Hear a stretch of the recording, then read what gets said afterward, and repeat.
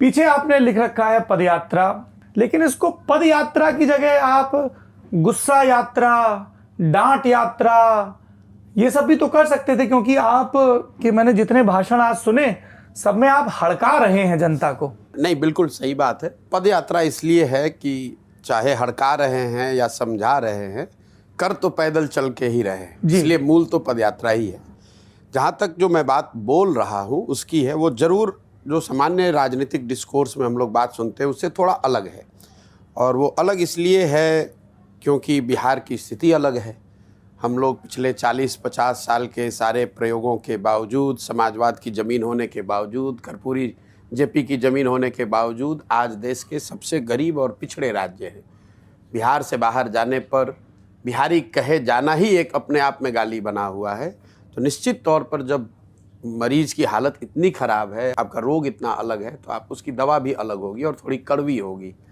और जो मैं बोल पा रहा हूँ, जिसको आप डांट यात्रा कह रहे हैं, डांटना कह रहे हैं या कुछ लोग लताड़ना भी कहते हैं, उसके पीछे दो बात है।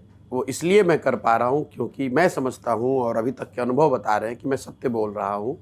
और दूसरा, मैं अपनों से बात कर रहा हूँ।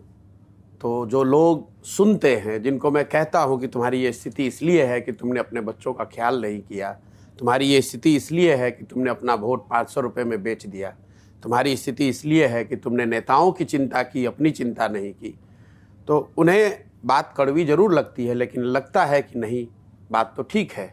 इसीलिए आप देखते हैं कि कड़वी बातों के बावजूद एक एक आदमी हाथ उठाकर आशीर्वाद देता है, साथ में पैदल चलता है।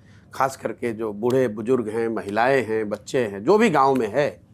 तो मूल में जो बात अगर मैं आपका आंसर करूं तो ये है कि हम लोग जो कह रहे हैं उससे जनता ये को रिलेट कर पा रही है कि ये सत्य बात है, सही बात है। और दूसरा, मैं उनका अपना हूँ, वो मेरे अपने हैं, मैं इसी मिट्टी में पैदा हुआ हूँ और मुझे लगता है कि मेरे अपने हैं। अगर मैं उनको नहीं जगाऊंगा, मैं उनको कड़वी बात कह के नहीं समझाऊंगा, तो दूसरा कोई कहेगा नहीं।